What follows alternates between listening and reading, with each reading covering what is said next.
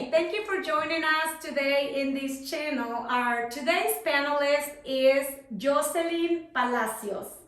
Thank you for joining us, Jocelyn. She is a licensed mortgage loan originator with Silverton Mortgage. Their corporate office is actually in Atlanta, correct? Correct, yes. Okay, nice. So Jocelyn, tell us a little bit about you. Where did you grow up? I grew up in Georgia here. I actually was born in New York, but my parents and my family, we moved to Georgia when I was 9. So I've been here ever since. I didn't like it at first, but I fell in love with it. So I'm happy here now. I don't think I'll ever move anywhere. So you were born in New York? Yes. How old were you when you came to Atlanta? I was 9. 9? Yeah. Okay. So I grew up here. I went to school here, and I only have one brother, a younger brother. So it was just me and him. We were always just play together. And then as we grew up, we kind of went our separate ways because we liked different things. And obviously, he's a boy and I'm a girl. So you're the older sister. Yes. Mm-hmm. Nice, nice.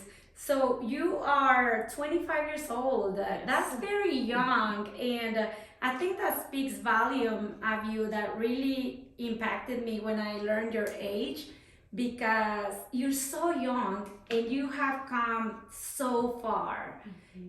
Can you tell us about what it is that you do at Silverton Mortgage? Yes, so I'm an operations specialist. I pretty much work anywhere from the loan submission up to when the loan gets final approved and ready to close. I work doing a lot of auditing, all the paperwork, everybody's documents. Oh, so, yes, a lot of paperwork, mm-hmm. a lot of paperwork. Yes. So how did you came across this position? It's probably not a very popular one. Mm-hmm. So how did you learn about operational specialist, and how did you decide, you know what, I would like to do that? Can you tell us a little bit more about that, and how did you decide to get your license? Sure, yeah. So I didn't start out as an operations specialist. I started out as an underwriting coordinator, and they transitioned our position to give us the opportunity to learn more and dive more into the different tasks that you can do in the mortgage industry. So I started doing that, which was just the loan submission and then getting it through to underwriting. And then recently they started teaching us how to work in closing department as well. Nice. So I work with the processors and the closers, and we get everything prepared and ready. Did you have to get a certificate to apply for the operational specialist at first? I did not have to get a certificate. Actually, the company does give you the opportunity if you want to get licensed. They'll help you throughout. They'll teach you, and then they'll tell you which options you have to where you can take the classes. So I did that. I did it through Ameritrain.com. Ameritrain, yes. Okay. Mm-hmm. And did you do online? Yeah, I did online. Oh, wow. Because I was working full time, So would you recommend online classes for people, or would you say go to school and listen to the class? So I actually didn't have the opportunity to go to class because it was during COVID. So there was no in-person. But if you have the chance and you want to, I would definitely say go to the in-person. But I absolutely love the online too, because I had a live instructor that I could reach out to at any time. Yeah. So I would just send her a quick chat if I had any questions on any of the learning stuff that was on. How long does it take to finish the class? So it's a 10-day course. It's a 10-day course. Yes. But it's self-paced. We do have a deadline on when to complete the classes that they have. Wow, it's a 10-day course. Would you say that it's an intense course, or is it doable? It is intense, but it is doable. It's both. Yes, both. Both. It's a lot of information, but you can definitely do it. Do you find that some mortgage companies will be willing to to pay for this course? Like if somebody was thinking, okay, maybe I want to pursue a career in this, but I don't think I have the funds to do it. Would it be possible? Yes, it depends which On the mortgage company? yeah, and also on which role you And if would they're like to hiring, take. right? Yes. So if you wanted to start out as a loan officer assistant, most companies definitely offer you to, they pay for it, or sometimes they reimburse you once you do the class and pass and take the test. Okay, so one thing that comes to my mind is like maybe some people are asking, what's a mortgage loan originator? It's what we normally call a lender. So it's actually the team or the person that helps you with your loan when you want to buy a house. It's basically your first step Yes. on being pre-qualified. So you as the operational specialist help putting the packages together Yes. for underwriting before they get approved. Yeah. Okay, that's really interesting. So you did this while you were already working. Yes. Oh, so tell us about that. How was it? So it was hard, but it was definitely doable. I did it because I'm, always wanting to learn new things and grow. So when the opportunity was given to me, I took it. Wow. So yeah. Were you working like a full 40 hours a week, Yes. more than that? 40 hours a week. Wow. How Monday did you through manage Friday. both though? Any chance I got, I was studying. So I would do it on my lunch break, after work, until bedtime. And then when I wake up, I would listen to a lot of YouTube videos because that helped a lot with the studying and a lot of online prep tests as well. So when I got my real estate license, that was before Google. It was like 12 years ago. It'll actually be 12 years in January. And it was before Google, and I was still learning English. So I had like no life, because if I was not studying real estate, I was studying the meaning of words, because it's a complete different vocabulary. So would you say that it's kind of like the same thing while you're doing this, that you have to be fully committed and that you kind of have to make other things aside temporarily until you get this? Yes. Definitely, yeah. The vocabulary is different. But it's a whole different language. Yeah, as you work more, have more experience into it, it becomes like, secondhand, the language. Yes. It's about commitment, right? Yes. It's like, how bad do you want it, and what am I willing to put aside? It's like what we call long term and short term. Like maybe short term, you want to hang out with your friends, but then long term, you're like, okay, but this is the next step in my career. And the reason that we're doing this about careers is because there is so many careers that people don't know about, that will give you that sense of purpose and achievement while you are doing it, but it does take a sacrifice temporarily. So if you can put aside the things that you want in order to obtain the things that you need, it's kind of like a want and a need kind of thing.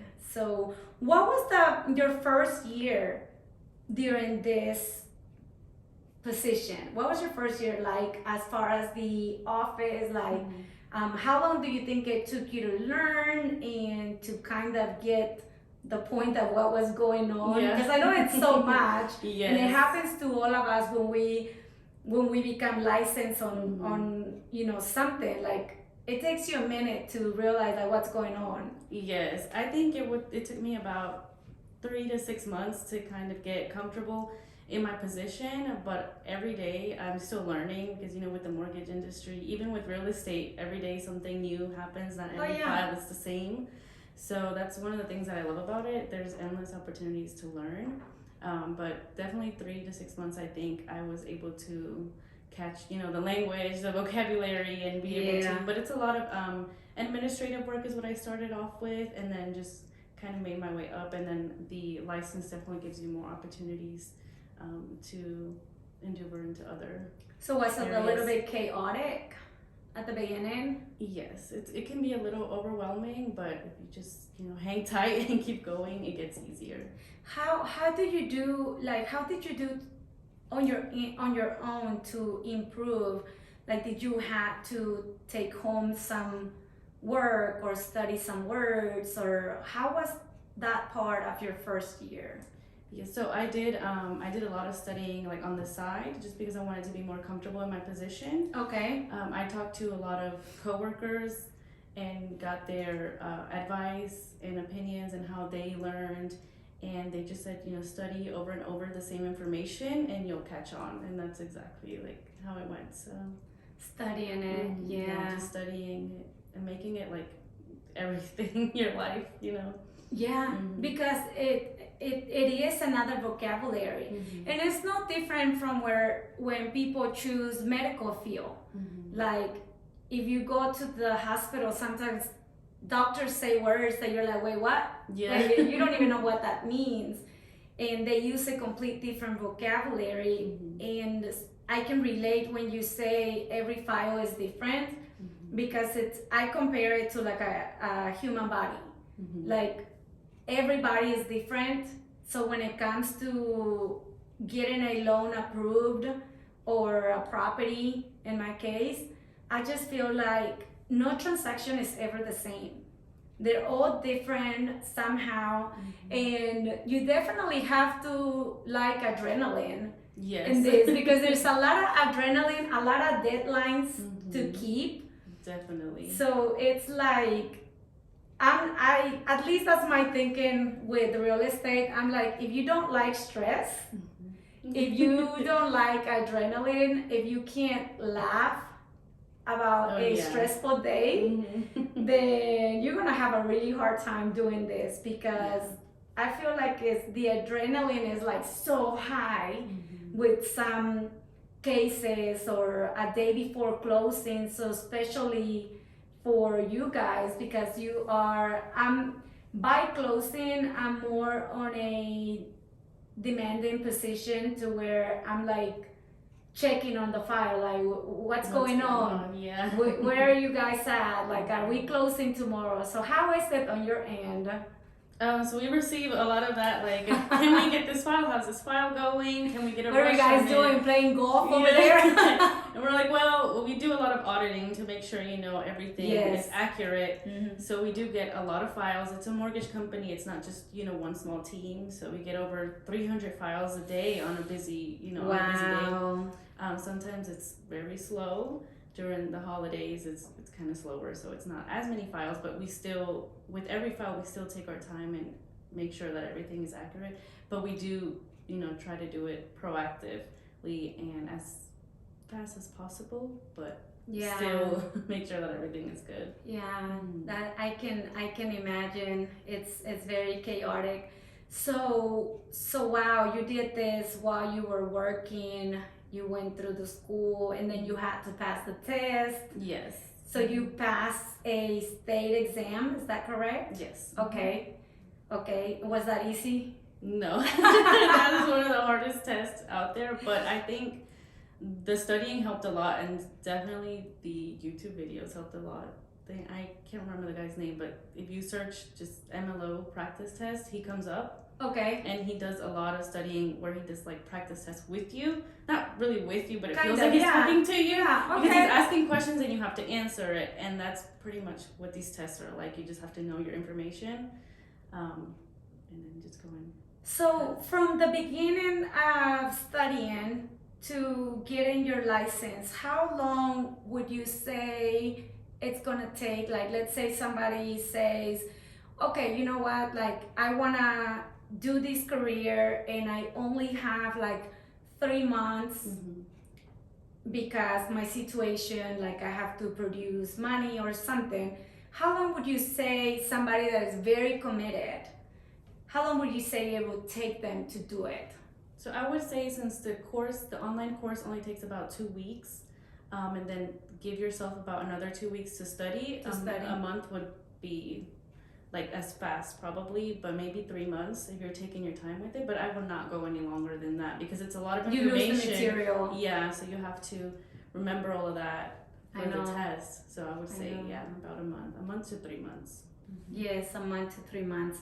So definitely study good when you go, because it is my understanding that if you fail the first time, you can't retest in 30 days. Is that correct? That is correct, yes. And then if you fail in 30 days, you have to wait 3 months. 3 months. Yes. Yeah. Mm-hmm. They're like, okay, you need more time. Yes. So then I would definitely say, if this is something that you want to do, to study at least 2 or 3 weeks before going into testing. Yes. Because your first chance is the best chance, right? Of course. Because from there, having to wait the whole 30 days, you have to be very committed and stay on it, so that you can complete it in the next 30 days, or else you lose the material and then you have to start from scratch. Yeah. Pretty much, right? Because you'll remember a lot, but yes, for the most part, you'll have to start from scratch. So what was your greatest challenge when you started this? Like, what was that one thing that you say, okay, I'm really struggling with this? What would you say it was? Was it discipline, commitment, staying focused with it, or understanding what was going on? What would you say was your greatest challenge? I would have to say the material, because it is a lot of material that is covered throughout, the entire course. But I was very committed, so I think that went in hand with it, because I was very committed to learning it. So it was definitely a challenge, but it is good now. I believe in times and seasons. And I feel like if you can sense your seasons, and if you can catch the moment, like if you know this is a time for you to get that certificate or to go to the next level, that you have to take advantage of it, because the times or the season will come, and it's almost like it flows, right?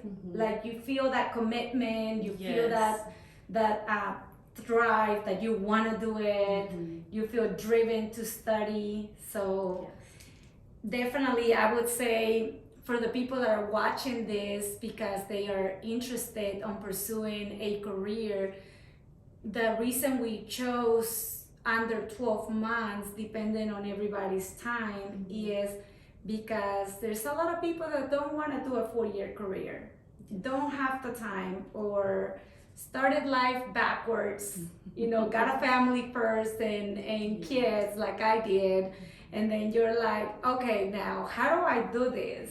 How do I pursue a career and work and do it all in less than a year?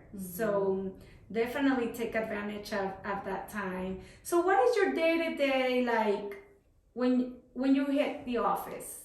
What happens throughout the day, like on the normal days? On the normal days? Yes, on the normal days. So on the normal days is, checking emails. And then we have what's called a queue, where we have all our loans that come in, and they're in different statuses. So we have the ones that are new loans that come in, and we have the ones that are in the middle of underwriting, and then we have the ones that are in the final approval stage, ready to close. So, and they are prioritized. Someone goes in there and marks them, this one's a rush, this one's closing today, this one's closing in 2 weeks. So we go by that and see where to start. Okay, so you do the priority files first. Okay? Yes, definitely those first. So it's just that, pretty much the full 8 hours. Putting packages together, reviewing emails. Yes. So, that prompts me to one of the questions that I have for this particular career. What would you say are the skills that somebody needs to possess in order to perform well in this career? So they definitely have to be detail oriented, because you're looking at a lot of details and stuff. You have to make sure that everything's accurate. be proactive. Sometimes you have to think ahead Mm-hmm. because you know what you You have, have what you're to see working with. ahead, You have to yeah. see to be better prepared and not have those last minute things come up and then you get stressed. So those two things are pretty much the huge. And able to meet deadlines, Mhm. and so you have to pretty much be an organized person in order to keep all these files organized. Mhm. But you also have to be driven to keep them moving, Oh, right? yes. Mhm. That's pretty interesting. So something that we've been talking about is the disc of personalities. That many times, like, if people don't know about this, they Mhm. tend to maybe try a career that is not necessarily meeting their personality. Mhm. So on the disc of personalities, I would say it would take like a DC would probably be the best, deviant drive. Mhm. Like it has to be somebody that is driven, but it also has attention to detail and organized, discipline, Yes. but definitely driven to be able to push these files out Mhm. and to be able to handle the adrenaline, because the adrenaline is pretty high. Yes, but the adrenaline keeps me going. So You know what? That's funny that you say that, because I have found that I literally sometimes I have like crazy files and I feel this adrenaline that I'm like, I swear we gotta be crazy to do this. Because where some people will sit down and cry and say, you know, I hate this, like this is too much stress, we're like, all right, so I get paid to solve problems. So, you know, and that's one of the things that I always teach my staff is when they say we have a problem, I say we have an opportunity to show our skill, because pretty much that's what, when it comes to lending and real estate, we practically get paid to keep deals alive, to get them to the closing table. So when a challenge comes in, you know, obviously you can't save every deal. You know, some deals are just not going to happen. But being able to solve the situation gives you this adrenaline that I always laugh and say, you know, this is gotta be for crazy people. This can't be normal that we like this, because crazy days and you end up enjoying that. And I don't know if you feel like this, Jocelyn, but my favorite days are my busiest days. Yes. Like when I don't even have time to eat.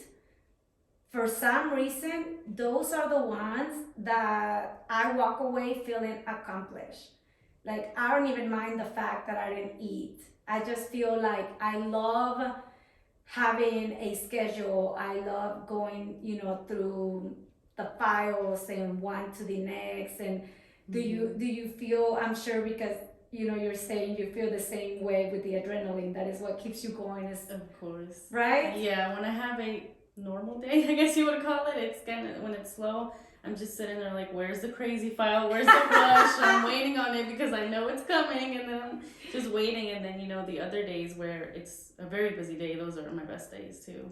Yes, I feel very it feels good, right? When you think, okay, like this is a family that is going to get their home. And it feels good when you are able to solve a problem for them, especially on your end, because a lot of times it's a lot of times, not always, but it's things that they did that they should not have done. And being able to say, okay, like, because you bought that truck, now you don't qualify. But if we do this, then you may qualify. So to be able to say, okay, it's not the end of the world, like we may be able to solve this. It feels good when you go through challenges and you are able to close on that property for your clients, right? Definitely, yeah. Those hurt when something happens and you have to send it back. But then, you know, a month or a couple months later, you see the same name pop up, so it makes you happy. At least I do. I personally get excited. And then sending that email that this one is clear to send to the attorney, and you know that later on that day, someone's going to be signing the papers and they're getting the keys to their new homes. That's right, because sometimes like a transaction doesn't go through and you have to send it back, but sometimes they fix whatever it is that they need to fix and they have to wait a couple of months and then they come back. Is that what you're referring to? That's pretty cool. Yeah. So Jocelyn, right now you are working as a licensed operational specialist, right? Yes. So what's next for you? So I'm keeping my options open. I'm still learning, giving myself time to learn a little bit more about the other roles that are available, but looking into loan processing. Loan processing. Yes. What would you be doing as a loan processing? As a loan processor, you get to work more closely with the lender and the client. So collecting conditions, which is just paperwork that are required in order to approve your loan. So doing that. Perfect. Cut. So Jocelyn, for the audience that is watching us and they say, okay, this sounds pretty cool, and I do like adrenaline, and I do feel like I'm driven, and I do have attention to detail, and this is something that I would like to do, but how much would I get paid? What would you say is the average income in like minimum to average? To average, yeah. Well, it depends on the role that you decide to do, but anywhere from, I would say, 40,000 entry level being up to 120,000 a year. That's pretty cool. With commission, yes. That's pretty cool. Do you imagine like going to school for 10 days? Yeah. 10 days and having the discipline and the commitment to pass a state exam, and that you can have a career where you can make $120,000. So what are the different roles that somebody can do, which congratulations on getting your mortgage loan originator license. Thank you. And that was a huge achievement. I'm proud of you for that. Yes. So what are the other positions? You are the operational specialist, and you got your license for mortgage loan originator. So the mortgage loan originator, which is what we know as the lender. The lender, yes. The lender. Do they get paid every week, or how do they get paid? So the mortgage loan originators, they are based on commission. Commission based, pay, okay. yes. But I got my license, not a loan originator, but I am an operations specialist. And that's what I love about having it. I don't have to stick to just one thing. I can do, you know, other roles, other opportunities. So anywhere from a loan processor to a loan closer, a junior processor if you're just starting out, or operations specialist, and working that. So I like this because it represents a ladder that you can climb, right? Yes. And you can decide how much you want to make, pretty much, because you can start climbing and saying, okay, now I want to become a loan processor. Is the underwriting on the same category? You can do underwriting as well. It's not necessarily required for you to be licensed, but it never hurts. You have that, you know, knowledge from everything you learned. I would think that an underwriter needs a license. Yeah, they're actually not. Oh, wow. I think the processor would come before, you know, an underwriter to be licensed. So, okay, so somebody that is watching us say, hey, I like this field, but I need to get paid. What would you say be the position that they should pursue? I would say definitely start out where I'm at, the operations specialist. You get to try different things, different areas of the mortgage business, so you can see what you like, and then move from there. You can see if you like the sales department or the back end, you know. Okay, so Jocelyn, you started as an operation specialist, and then you want to escalate your profession or your career. What drives you to be your best? Like, what inspires you? What's your big why? My big why is my future self. So I I'm like always that. thinking about, I like you that. know, what would my future self be thankful for? Whatever I'm I doing like now, that. it's for her. 5 years, whether it's next year, 5 years from now, 10 years down the road. So that's what keeps me going. I know it sounds a little selfish sometimes. No, but, it's not.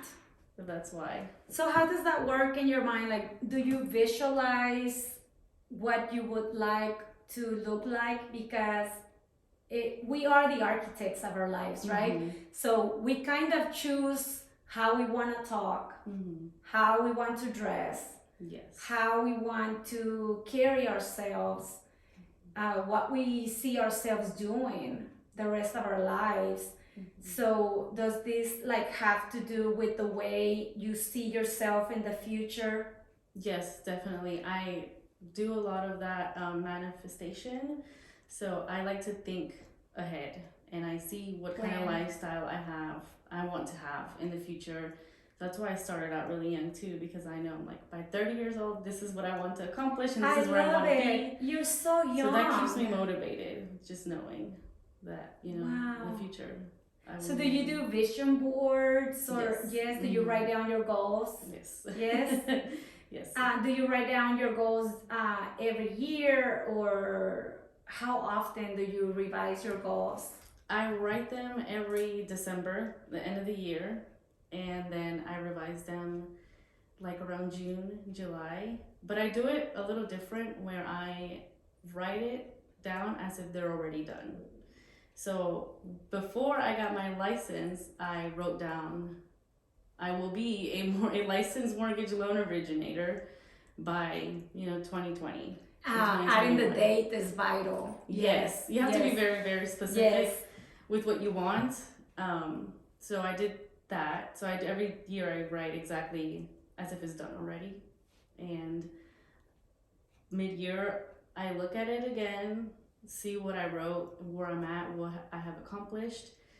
And sometimes I adjust some things because, things change throughout the year. Sometimes you don't want to do the same thing anymore. Your goals change and that's fine.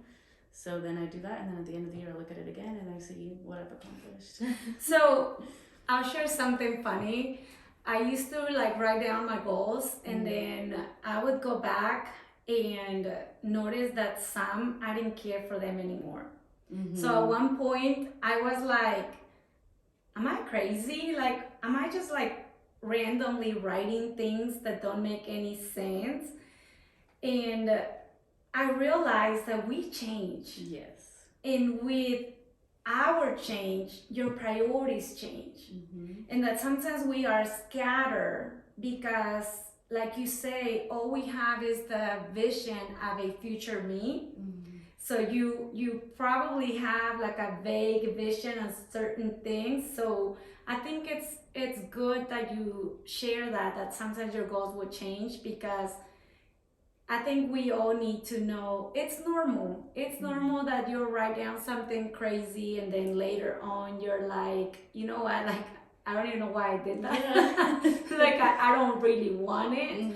And be able to move parts. And as you do that, you realize that things are coming together. And then the list becomes more narrow. Has that happened to you? I know you're very young, you're 25. But I've noticed like my list of goals used to be like, let's say a whole page.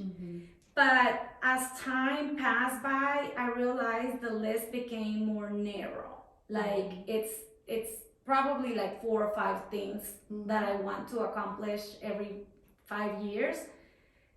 Does that happen to you, that it becomes more narrow as you find your purpose, the career, your goals? Yes, definitely. And I'm talking about the big picture, because little things, we want a lot of little things. Yeah, for sure. So definitely like mid-year, that's when a lot of it just goes out the way. I'm like, you know what, I don't even want to do that anymore, and that's okay.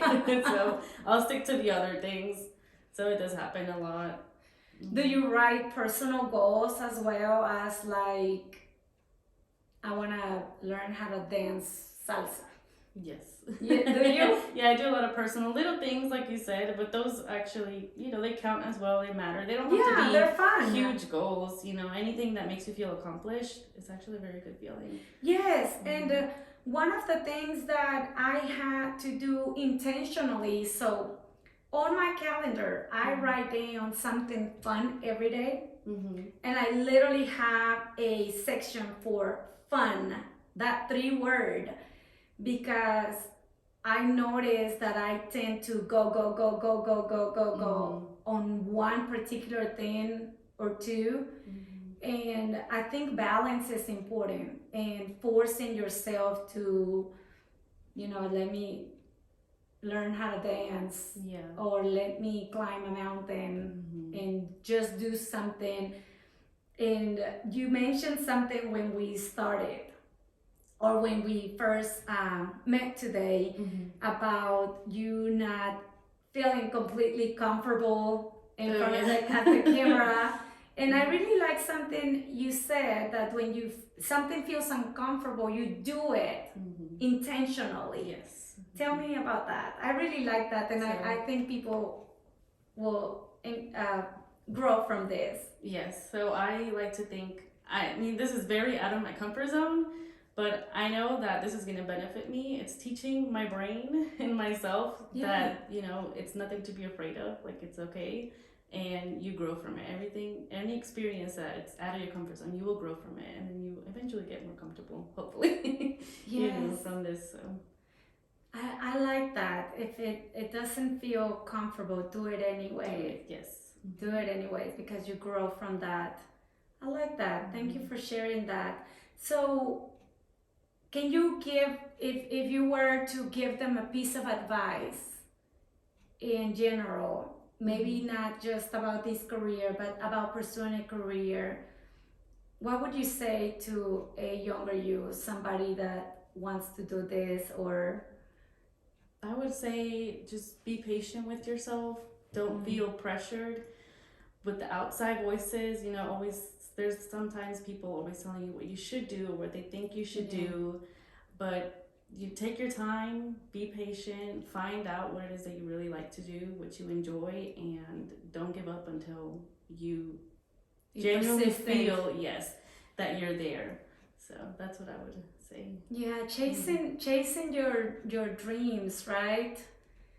Like you said, even if they feel uncomfortable, and just going after what you want, and knowing that it's gonna take commitment, it's gonna take discipline, but at the same time to be patient with yourself, because when you are learning something, it's okay not to know. Yeah. And I think that giving it your all also keeps you, I would say, it grows your confidence.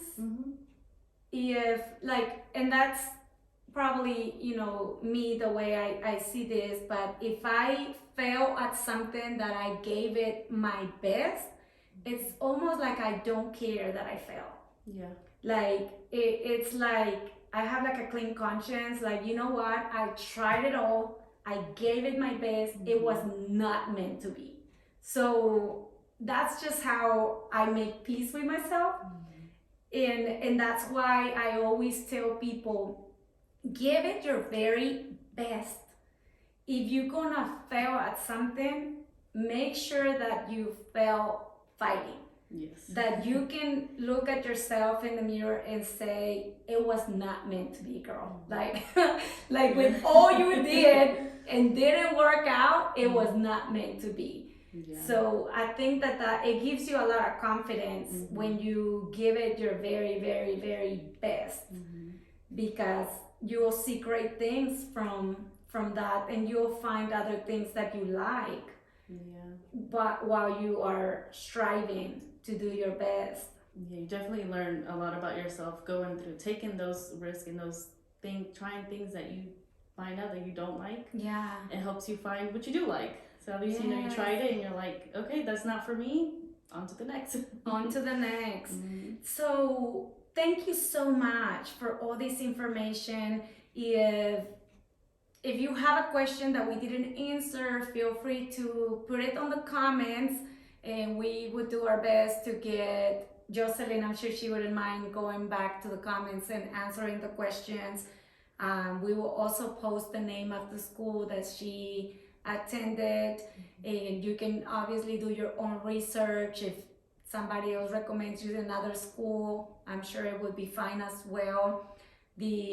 Our intention is to provide you with the resources that you need, the knowledge, the education, so that you can pursue your goals, your dreams, and experience having a career versus a job, which it's a huge difference. Yes. Right?